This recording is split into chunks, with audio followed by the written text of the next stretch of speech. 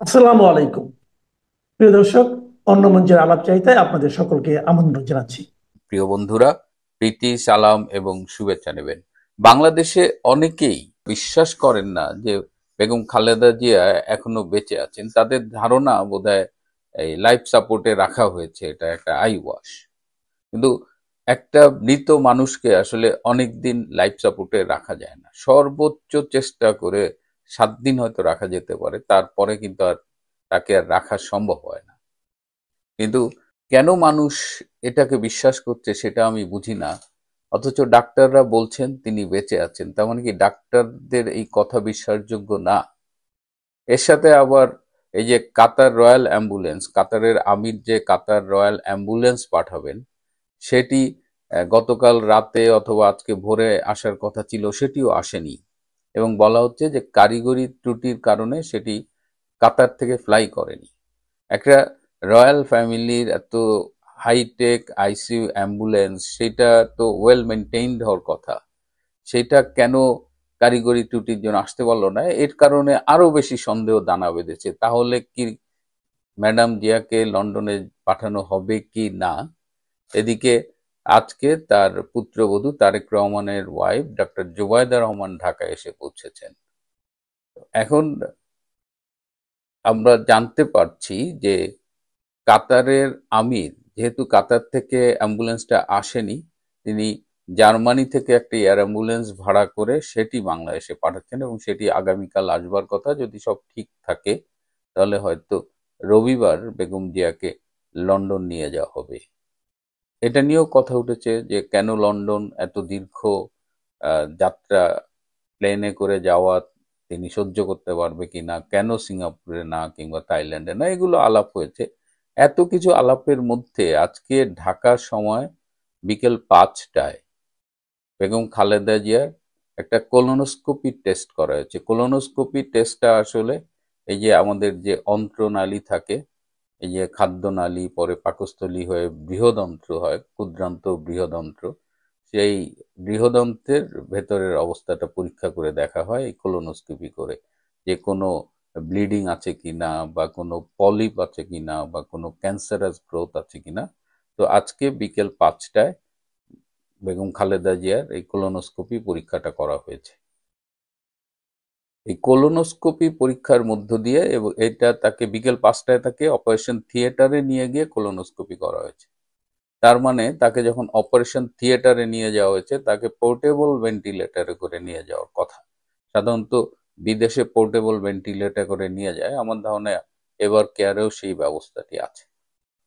এই যে কোলোনোস্কোপি করা হলো, এই পোর্টেবল ভেন্টিলেটরে করে নেওয়া হলো, এর মধ্য দিয়ে এটুকু অন্তত বোঝা যায় যে তার ব্রেইন ডেথ হয় নাই। আমরা যে বলছি অনেকেই যে তিনি মারা গেছেন, আহ, সম্ভবত এটি সত্যি না। তিনি এখনো জীবিত আছেন এবং তার আজকের অক্সিজেন লেভেল সেই 35%ই রয়ে গেছে। বরং নর অ্যাড্রেনালিন, একটা ওষুধ যেটার মধ্য দিয়ে রক্তচাপ নিয়ন্ত্রণে রাখা হয়, সেটার পরিমাণ আগের থেকে এখন অনেক কমিয়ে আনা হয়েছে। তাও মানে তার অবস্থাটা বেটার, আগের থেকে একটু ইমপ্রুভ করেছে। এবং এখন তাকে, যে আমি জানি না কোলোনোস্কোপির রেজাল্ট বা কেন কোলোনোস্কোপি করেছে সেই রেজাল্টের উপরে কোনো ডিসিশন চেঞ্জ হবে কিনা, কিন্তু তার বর্তমান অবস্থায় অ্যাম্বুলেন্সে ফ্লাই করানো যেতে পারে। প্রিয় বন্ধুরা, বেগম খালেদা জিয়ার ব্যাপারে আমার কাছে আজকে এই আপডেট ছিল। দর্শক, যখন একজন বড় মাপের রাজনৈতিক নেতা অসুস্থ হন তখন সেটা শুধু চিকিৎসার বিষয় থাকে না, পরিণত হয় জাতীয় আগ্রহের কেন্দ্রে। বিএনপি চেয়ারপারসন বেগম খালেদা জিয়ার ক্ষেত্রেও তাই হয়েছে।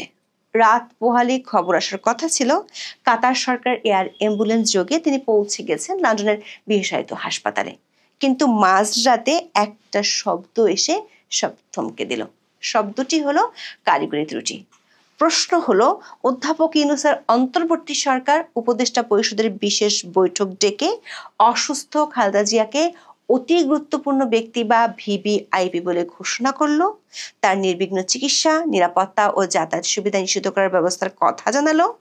সেখানে কাতার আমিরি ফ্লাইটের মতো কাতার সরকারের ভিভিআইপি এয়ারলাইনের কারিগরি ত্রুটির অজুহাত কতটা যুক্তিযুক্ত? কারণ কাতার এক্সিকিউটিভের মতো বিখ্যাত প্রতিষ্ঠানের এয়ার অ্যাম্বুলেন্সের একটি এয়ারবাসের জন্য বিকল্প 15টি অত্যাধুনিক গালফ স্ট্রিম G65OER জেট আছে। তাহলে যখন এমন একটি সরকার পরিচালিত ভিভিআইপি ফ্লাইটের জরুরি চিকিৎসা পরিবহনের ক্ষেত্রে কারিগরি ত্রুটির অজুহাত আসে, তখন সেই সমস্যাটি কি ইঞ্জিনে, নাকি আসলে সমস্যাটি ইঞ্জিন রুমে, মানে সিদ্ধান্তের জায়গায়? এই প্রশ্ন ওঠা একেবারেই অস্বাভাবিক নয়। দর্শক, একদিকে রাষ্ট্র ভিভিআইপি মর্যাদা দিচ্ছে, আর একদিকে কারিগরি ত্রুটির কারণে জরুরি বিমান আসছে না। বিষয়টা কি ভিভিআইপি বিড়ম্বনার নতুন সংজ্ঞা তুলে ধরছে না? এই প্রশ্ন উঠছে কারণ বৃহস্পতিবার রাতে এয়ার অ্যাম্বুলেন্স আসার ঘোষণা দেওয়া হয়েছিল, অথচ শুক্রবার সকাল পর্যন্ত ঢাকার শাহজালাল আন্তর্জাতিক বিমানবন্দরের কোনো এয়ার অ্যাম্বুলেন্স অবতরণের জন্য অনুমতি চাওয়া হয়নি। সবশেষ তথ্য হলো শুক্রবার দুপুরে বেবিচক অনুমতি দিয়েছে।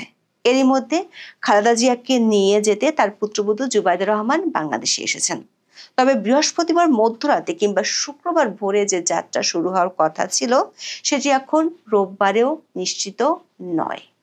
কারণ নতুন ঘোষণা অনুযায়ী শনিবারে যদি এয়ার অ্যাম্বুলেন্স আসেও, তারপরও কিছু যদির উপর নির্ভর করতে হবে অসুস্থ খালেদা জিয়ার লন্ডন যাত্রাকে। তাহলে কারিগরি ত্রুটিটি কি আসলেই বিমানের, নাকি অন্য কিছুর?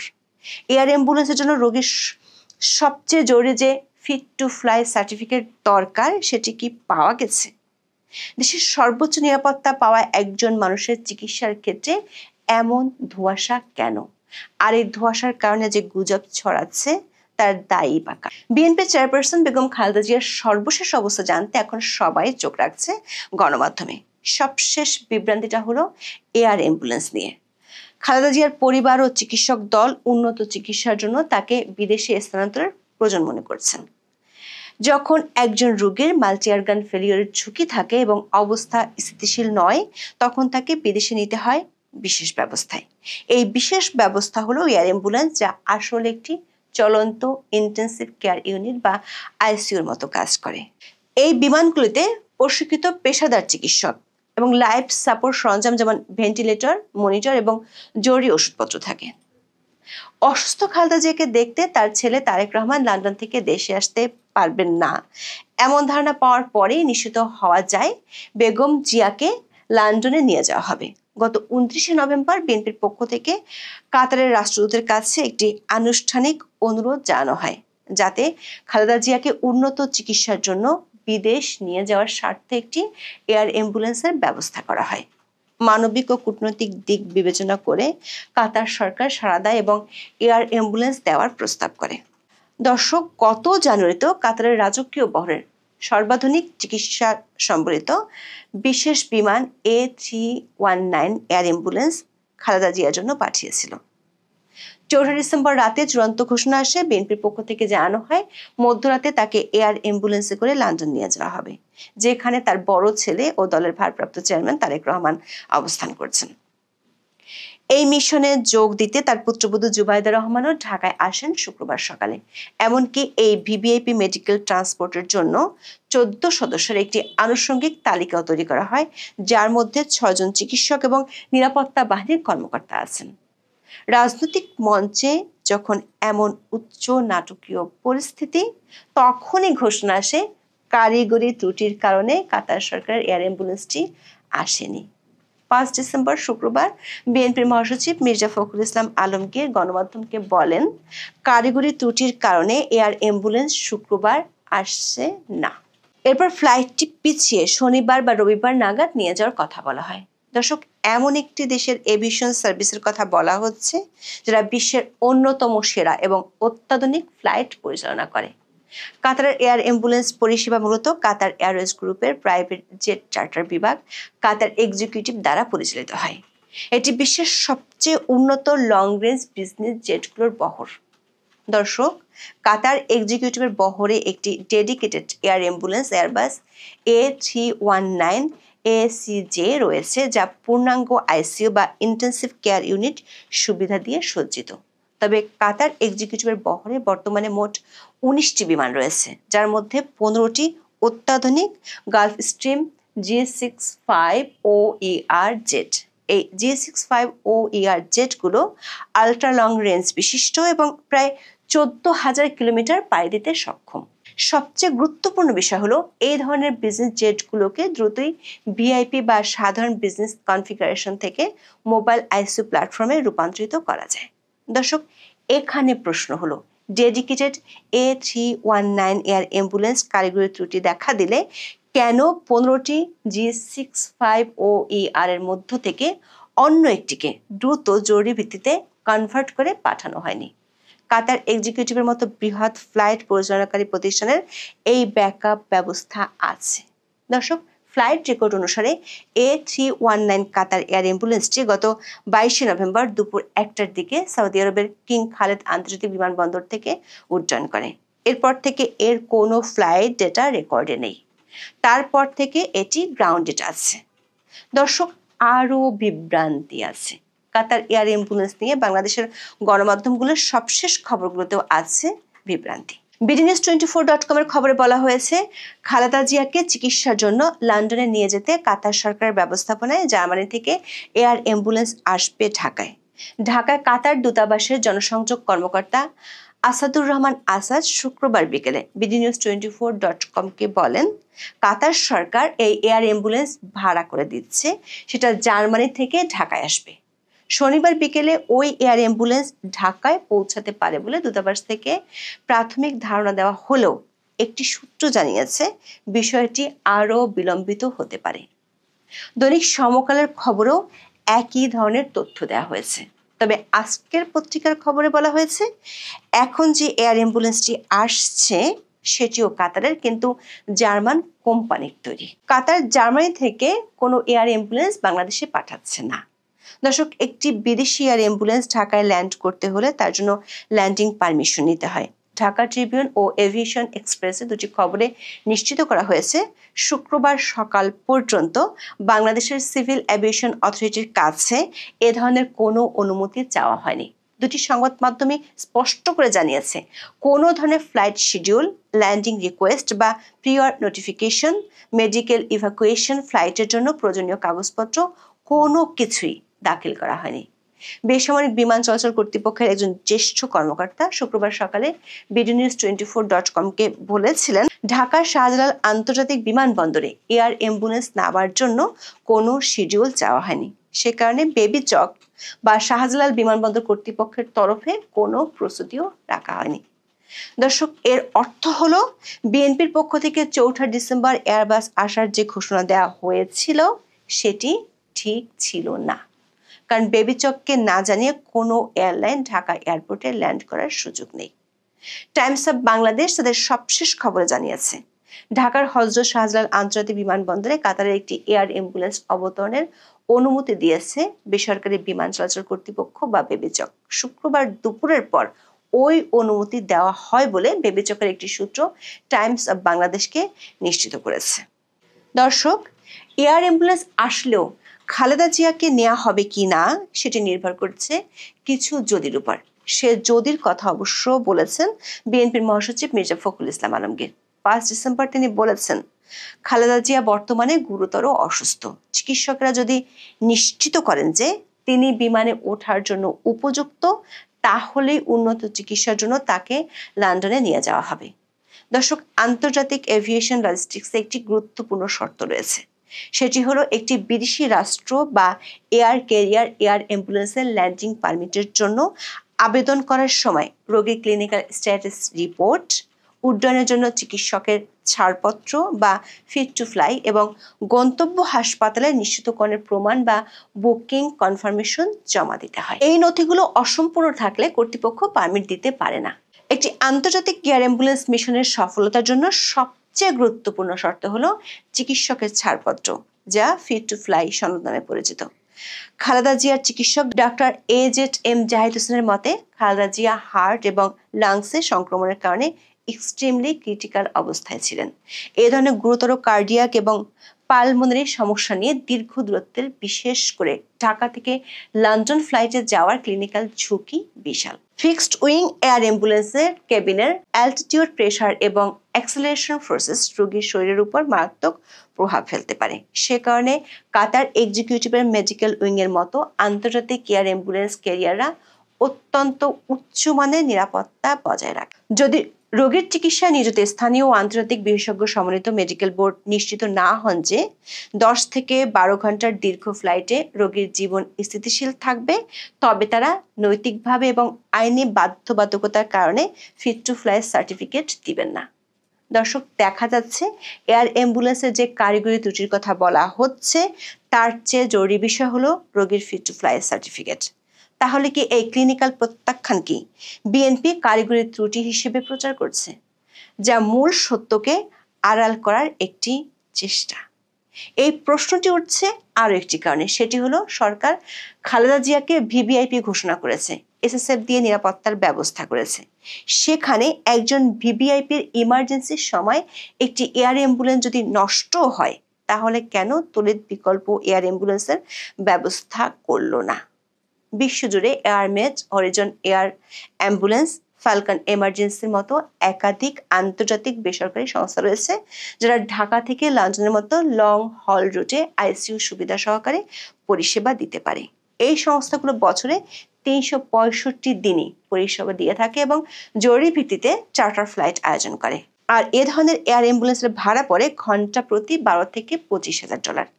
ঢাকা থেকে লন্ডনের দূরত্ব হিসাব করলে মোট খরচ পড়তে পারে $1.5 লাখ থেকে $2.5 লাখ, যা বাংলাদেশি টাকায় সর্বোচ্চ 3 কোটি টাকার মতো। দর্শক, খালেদা জিয়া অসুস্থ হয়ে হাসপাতালে ভর্তির পর থেকে বিএনপি নেতাদের পক্ষ থেকে নানা ধরনের বক্তব্য পাওয়া গেছে। বিএনপির পক্ষ থেকে আসা পরস্পর বিরোধী বক্তব্য এবং দলটির সামগ্রিক সমন্বয়হীনতা মানুষের মধ্যে অনেক অবিশ্বাস ও গুজবের জন্ম দিচ্ছে। অন্যদিকে ভিভিআইপি ঘোষণা করে সরকারের সবকিছু দেখেও না দেখার ভান করছে। সরকার প্রায় প্রতিদিনের বক্তব্যগুলো তারেক রহমান কেন্দ্রিক। খালেদা জিয়ার শারীরিক অবস্থা নিয়ে না সরকার না হাসপাতাল কর্তৃপক্ষ কারো কাছ থেকে কোনো আনুষ্ঠানিক বক্তব্য পাওয়া যাচ্ছে না। অথচ এ ধরনের ভিভিআইপির ক্ষেত্রে হাসপাতাল কর্তৃপক্ষই নিয়ম করে বিবৃতি দেওয়ার কথা। ফ্যাক্ট চেকিং প্রতিষ্ঠান রিউমার স্ক্যানার এক প্রতিবেদনে বলা হয়েছে, সামাজিক মাধ্যমে এরই মধ্যে গুজব ছড়িয়েছে খালেদা জিয়ার মৃত্যু হয়েছে এবং সরকার এই তথ্য প্রকাশ করতে দিচ্ছে না।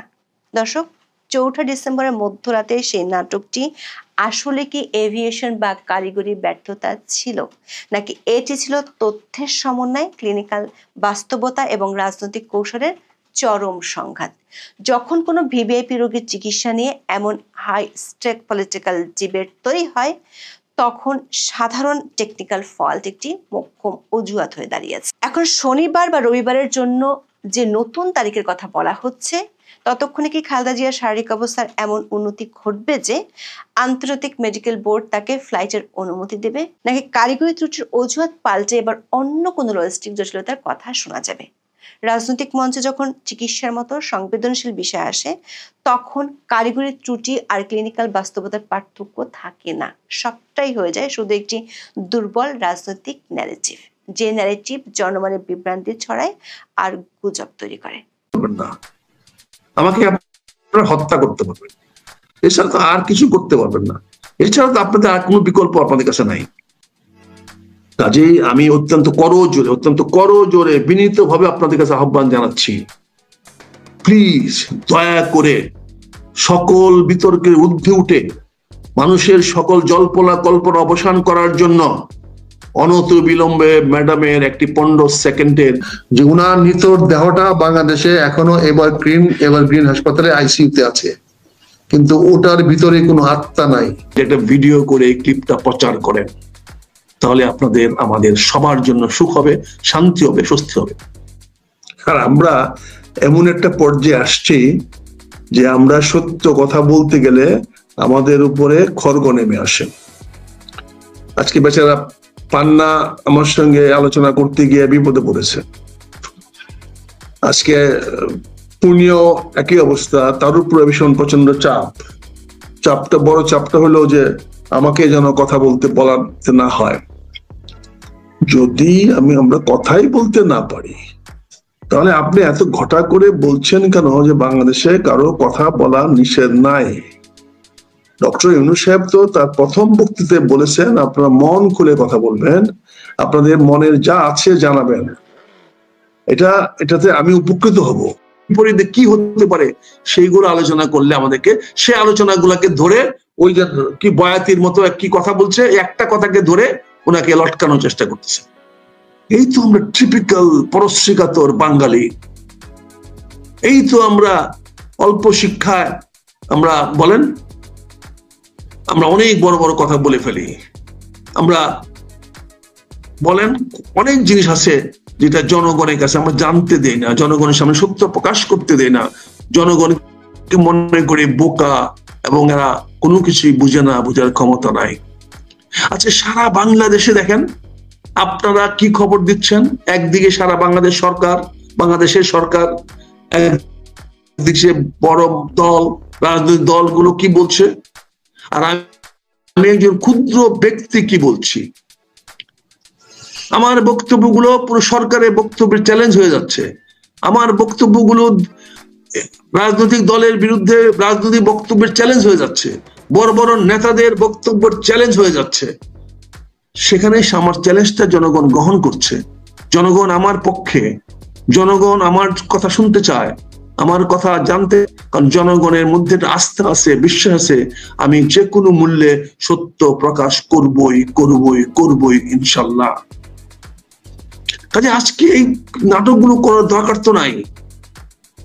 আপনি কালকে বলছেন, পরশুদিন বলছেন রাত্রে মধ্যরাত থেকে সকালের মধ্যে উনি এয়ারপোর্টে চলে যাবেন, রাত্রেই চলে আসতেছে কাতার এয়ারক্রাফট, আপনারা চলে যাবেন।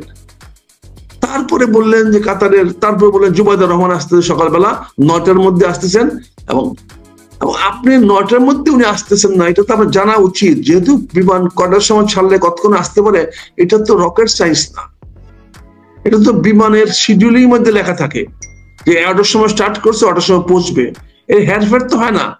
এখানে তো আকাশে ট্রাফিক জ্যাম হয় না, এয়ার জ্যাম হয় না, যে একটা প্লেন নামতে পারতেছে না, একটা প্লেন বাংলাদেশে ঢাকা শহরের জন্য, তাহলেও বুঝতাম যে ঠিক আছে। আর এখন আবহাওয়া তো খারাপ না, তারপরে ঠিক আছে 10টা বাজুক 11টা বাজুক, সেটা বড় কথা নয়। বড় কথা আপনারা সত্য কথাটা বলতে পারছেন না কেন? আপনি সত্য জিনিসটাকে মানে জানাতে চাচ্ছেন না কেন? দেখেন, সত্যটা খুব অল্পতে প্রকাশ করা যায়, খুব অল্পতেই একটা 30 সেকেন্ড বা 15 সেকেন্ডের একটা ক্লিপ দিয়ে সারা জনগণকে জানিয়ে দেওয়া যায় দেশমাতার স্বাস্থ্যের বর্তমান কি অবস্থা। ওনার ব্যক্তিগত ক্যামেরাম্যানের একটি ক্লিপ নিয়ে, ক্যামেরাম্যানের একটি ছবি উঠায়ে একটা 30 সেকেন্ডের ভিডিও করে যদি আপনি সারা দেশের মানুষের মিডিয়াকে দিয়ে দেন, তাহলে কিন্তু সকল জল্পনা কল্পনা গুজব এক মুহূর্তে দূর হয়ে যায়। দরকার শুধু ওনার পার্সোনাল ক্যামেরাম্যানও আছে, সে পার্সোনাল ক্যামেরাম্যান তো তার ভিতরে গিয়ে একটা ছবি তুলতে পারে, যেটা আমরা বলেছিলাম ডক্টর ইউনূস সাহেবের পার্সোনাল ক্যামেরাম্যান আছে, সেটা সবখানে যায়, যেখানে যায় সেই ক্যামেরাম্যান অ্যালাউড। তো উনি যখন দেশমাতা খালেদা দেখতে গেলেন, তখন উনি যখন পাশে গিয়ে দাঁড়ালেন, সেই পাশে দাঁড়ানোর একটা ছবি কেন আমরা দেখতে পেলাম না? একটা ছোট্ট ক্লিপ কেন দেখতে পারলাম না? একটা 15 সেকেন্ডের একটা ভিডিও কেন আমরা দেখতে পারলাম না? সে 15 সেকেন্ডের ভিডিও দেখলেও তো মানুষের অনেক প্রশ্নের জবাব এসে যেত, মানুষ স্বস্তিতে পাইতো, মানুষ টেনশনে থাকতো না, এই হাইপার টেনশন ঢুকতো না, এই সারা লোকগুলা গিয়া হাসপাতালে পড়ে থাকতো না, বসে থাকতো না। দেখেন তো কত হাজার হাজার লোক প্রতিদিন সারা রাত, একটা রাতের বেলা খালি থাকে না, সারা রাত ওখানে লোকজন বসে আছে, শুয়ে আছে, বলেন পাশে কাগজ পুরাইয়া আগুন পোড়াচ্ছে শীত থেকে বাঁচার জন্য। তো এটা কেন হচ্ছে তাদের মধ্যে টেনশন আছে, তাদের মধ্যে একটা আবেগ আছে, তাদের মধ্যে একটা উৎকণ্ঠা আছে। সে আবেগ উৎকণ্ঠা দূর করা কি আপনার সরকারের দায়িত্ব না? এটা কি আমার রাজনৈতিক দলের বড় বড় নেতাদের দায়িত্ব না? এটা কি ওনার পরিবারের যারা শীর্ষে আছে তাদের দায়িত্ব না? তাহলে এই কাজটা যদি আপনারা করেন, আর তো কিছু বলার দরকার নাই, কারো কথাই তো বলার নাই। আপনি প্রতি 6 ঘন্টা পর পর একটা 15 সেকেন্ডের একটা ভিডিও ক্লিপ করে ওনার ব্যক্তিগত ক্যামেরাম্যানকে দিয়ে ছেড়ে দেন। দেখেন বাংলাদেশের মানুষ কিভাবে এটাকে গ্রহণ করে এবং মানুষ কত দোয়া করবে। দেখেন মানুষ তখন কনফিউজড হয়ে যাচ্ছে, কিসের জন্য দোয়া করব? আমাদের দোয়া যদি কবুল না হয়, মানুষ তো দোয়ারও একটা নিশ্চয়তা চায় যে দোয়া করলাম অথচ কোনো কাজে লাগলো না, তাইলে এখন মানুষ তো আদারওয়াইজ আপনার বাঁচার জন্য দোয়া করেন নাই, হয়তো অন্য কিছুর জন্য দোয়া করেছেন। এটাও তো হতে পারে, মানুষের মধ্যে কল্পনা আসতে পারে। আমি সম্ভাবনার কথা বলছি, আমি বিকল্প চিন্তার কথা বলছি। চিন্তা কোনো সময় এক হয় না, চিন্তার বিকল্প চিন্তা থাকে। মানুষ সবাই একমুখী দেখে না, সবাই একমুখী চলে না, সবার সামনে মানে সামনে না, কারো পিছন কারো সামনে। কাজে এটা আমাদের জানতে হবে, বুঝতে হবে, এটা আমাদের রিয়েলাইজ করতে হবে অন্তঃস্থল থেকে। কাজে আপনারা এই যে গুজব ছড়ানোর ব্যবস্থা করছেন, এই বিমান ত্রুটি দেখা দিয়েছে, উনি আসলে আজকে চলে যাবেন, কালকে পর্যন্ত বলেছেন যে জুবাইদুর রহমান আসবেন, 1 ঘন্টা বাসায় রেস্ট করবেন, তারপরে উনি আসবেন, উনি এসে দেখে তারপরে এয়ারপোর্টে নিয়ে যাবেন এবং ওনারা চলে যাবেন। বলেন সাধারণ ছেলেরা আমাদের কথা বলে, যারা আমাদের আশেপাশে বসে আছে, সাধারণ ছেলেরা বলে স্যার এটা কি করলো, স্যার টেলিভিশন এটা কি বললো, আর বাস্তব দেখেন স্যার কি হইতেছে। এই যে মানুষকে আপনি কিভাবে শান্ত করবেন যদি এরকম ভুল বিভ্রান্তিকর তথ্য দেন? আর অন্যরা যদি কোনো সম্ভাবনার কথা বলে, বিকল্পের কথা বলে, তখন আপনারা তার উপরে হামলা করে উঠেন, তাদের উপরে অ্যাকশন নেওয়ার হুমকি দেন। আজকে বেচারা পান্না কথা বলতে সাহস পাচ্ছে না, আজকে বেচারা পুনিয়া আপনাদের সামনে আসতে সাহস পাচ্ছে না। কেন? এটা তো রুটি রোজগারের প্রশ্ন। এখানটা যদি বন্ধ করে দেন, তাদের রুটি রোজগার বন্ধ হয়ে যাবে। কিন্তু আমার তো রুটি রোজগারের ব্যাপার না, আমার আমানত, আল্লাহ যে আমানত আমার কাছে রেখেছে, সে আমানতটাকে আল্লাহর কাছে ফিরিয়ে দেওয়া, অর্থাৎ জনগণের সামনে সত্য প্রকাশ করা। আমি তো সেই আমানতটাকে আল্লাহর কাছে আমি ফিরিয়ে দিচ্ছি। আল্লাহ বলেছেন কোরআন শরীফে, তোমার কাছে যে আমানতগুলো রাখা হয়েছে তার মধ্যে একটি আমানত হলো সত্য কথা বলবা, জনগণকে সত্য জিনিস জানাবা। আমার বক্তব্য যদি ভুল থাকে আমাকে বলেন, আমি শুধরে নিব। কোরআন শরীফে যদি কোথাও না থাকে আমাকে বলেন, আর যদি আমাকে বলেন খুঁজে বের করে দিতে, আমি জানি। কিন্তু আরবি যেহেতু আমি কোনোদিন প্রাধিকার দেইনি, আরবি আমার পক্ষে পড়া মুখস্থ করা সম্ভব হয় নাই, ফলে আমি পড়ে দেখতে বলতে পারবো, কিন্তু মুখস্থ বলতে পারবো, অনর্গল বলতে পারবো না। কারণ যেহেতু আল্লাহ আমাকে কোরআনে হাফেজ হওয়ার মতো তৌফিক দান করেন নাই, আল্লাহ আমাকে কোরআনে হাফিজ হওয়ার মতো আল্লাহ আমাকে সেই সুযোগ আমাকে দেন নাই। এটা হয়তো আল্লাহর ইচ্ছা, কেন দেন নাই আমি জানি না, কিন্তু আমার কোরআনে হাফিজ হওয়ার যোগ্যতা আমার নাই। কাজে আমি কোরআন শরীফের থেকে যখন যেটা খুশি আমি বলে ফেলতে পারবো না, আমি কোট করতে পারবো না। তবে আল্লাহর রহমতে আল্লাহ এইটুকু হিকমত আমাকে দিয়েছে, এইটুকু শিক্ষা আল্লাহ আমাকে দিয়েছে যে কোরআন শরীফের কোথায় কি লেখা আছে না লেখা আছে এটা আমি 10, 15, 20 মিনিটের মধ্যে খুঁজে, কোরআন শরীফতে খুঁজে আমি বের করে দিতে পারবো। তবে সেটা আরবি কোরআন শরীফতে নয়, সেটা আমাকে বের করতে হবে বাংলা কোরআন শরীফ থেকে। তারপরে আরবি কোরআন শরীফের সঙ্গে আমি কম্পেয়ার করে দেখবো যে এখন দেখি আরবিতে কি লেখা আছে। এখন জানেন এখন বাংলা হরফেও আরবি লেখা হয়, কাজে বাংলা হরফেও কোরআন শরীফ পড়া যায়, কিন্তু অর্থ বোঝা যায় না। কিন্তু বাংলা অর্থটা মিলায় পড়লে তখন আর কোনো সমস্যা হয় না। কাজেই আমি মনে করি যে এই দেশমাতা খালেদা জিয়ার এই গুজবের সকল জবনিপাত হয়ে যাবে, সকল গুজব সম্ভাবনা সবকিছু দূর হয়ে যাবে যদি ওনারা দেশমাতা খালেদা জিয়ার একটা 15 সেকেন্ডের ক্লিপ, 15 সেকেন্ডের একটা ভিডিও জাতির সামনে প্রকাশ করেন। এবং সেটা যদি প্রতি 12 ঘন্টায় করেন, 6 ঘন্টা করতে না চান, 12 ঘন্টা পর পর করেন, মানুষ টেনশন মুক্ত হবে। সন্ধ্যা 6টার সময় দিয়ে দেন, মানুষ রাত্রে নিশ্চিন্তে ঘুমাবে। আবার সকাল 6টার সময় ঘুমিয়ে উঠে প্রথম শুনবে আপনারা কি বলেছেন। আপনার লাস্ট ক্লিপ আবার ভোর 6টার সময় তুলে আবার আপনি দিয়ে দেন, দেখবেন সকল সমস্যার সমাধান হয়ে যাবে। এই সকল গুজব, সকল কিছু সম্ভাবনা, এই যে আমরা যে সমস্ত কথা বলি, আমরা এই কথা বলার সুযোগ পাবো না। আমাদের মুখ আপনা আপনি বন্ধ হয়ে যাবে, আমাদের বক্তব্য আপনা আপনি অসার হয়ে যাবে, আমাদের কথাগুলো মানুষ তখন আসারের গল্প মনে করবে, আমাদের কোনো গুরুত্ব থাকবে না, আমাদের কথা কেউ শুনবে না আমাদের কথা, যদি আপনি সেই ভিডিও ক্লিপ গুলো 12 ঘন্টা পর পর প্রচার করেন। আর 6 ঘন্টা পর পর করতে পারলে তো আরো ভালো। তারপরে আমি বলবো আপাতত 12 ঘন্টা পর পর করেন। যেহেতু আপনি বিমান দিলে করতে পেরেছেন, যেহেতু আপনি ওনাকে হাসপাতালে লন্ডনের চিকিৎসার জন্য 48 ঘন্টা দেরি করাতে পেরেছেন, তার মানে উনি সুস্থ আছেন, তার মানে ওনার ঝুঁকি নাই। তাহলে সেই ছবিটা এই কথাটা এইটুকুই ভিডিও করে দেখায় দেন না কেন? তাতে সমস্যাটা কোথায়? আপনারা তো ইতিমধ্যে 48 ঘন্টা পিছিয়ে দিয়েছেন। শুক্রবার গেল, শনিবার গেল, 72 ঘন্টা পিছিয়ে দিয়েছেন। আপনারা এখন বলছেন রবিবার দিন যাবে। তার মানে এখন পর্যন্ত শিডিউল তৈরি হয় নাই কখন যাবে, এখন পর্যন্ত কাতারে বিমান কখন এসে পৌঁছবে, আরো কত ঘন্টা লাগবে রিপেয়ার হইতে, এটাও তো আমরা জানি না। আর আদৌ সেই বিমান আসবে কিনা তাও তো আমরা বুঝতে পারতেছি না। এতগুলা সম্ভাবনা আমাদেরকে দিয়ে কেন বলাচ্ছেন? এতগুলা সম্ভাবনা আমাদের দ্বারা কেন আপনারা চ্যালেঞ্জ তৈরি করাচ্ছেন? আমরা তো আপনার বিপক্ষ শক্তি নই, আমার তো কোনো বিপক্ষ কোনো স্বার্থ নাই, আমি এতে তো কোনো ব্যক্তিগত লাভবান হচ্ছি না। আমি তো টেলিভিশন কমার্শিয়াল প্রোগ্রাম করি না, আমি পুনিয়ার সঙ্গে পান্নার সঙ্গে কথা বলি, আমি তো ভাড়া নিয়ে কথা বলি না, তাদের কাছ থেকে কোনো কথার টাকা নিয়ে তো কথা বলি না। আমি তাদেরকে ধন্যবাদ জানাই, শুকরিয়া আদায় করি যে তারা আমাকে সত্য প্রকাশ করার একটা সুযোগ দিয়েছে। বেচারারা বিপদে পড়ে, আমি যা বলি দয়া করে ওদের উপরে চাপাবেন না, তার সকল দায় দায়িত্ব আমার। আমি যত কথা বলি, যেই কথা বলি, সে কথা আপনাদের ভালো লাগুক আর না লাগুক, আমি সত্য প্রকাশ করি, সত্য বলি। আপনাদের ভালো না লাগলে তার জন্য দায়ী করবেন আমাকে, আপনাদের কোনো অভিযোগ থাকলে দায়ী করবেন আমরা। এই বেচারারা পেটের ধান্দায় তারা সংসার নিয়ে বেঁচে থাকার জন্য একটা টিভি টক শো করে, একটা ফেসবুকিং করে, কমার্শিয়াল ফেসবুকিং তারা করে। তারা তো আমাদের মতো অ্যামেটার ফেসবুকিং করে না।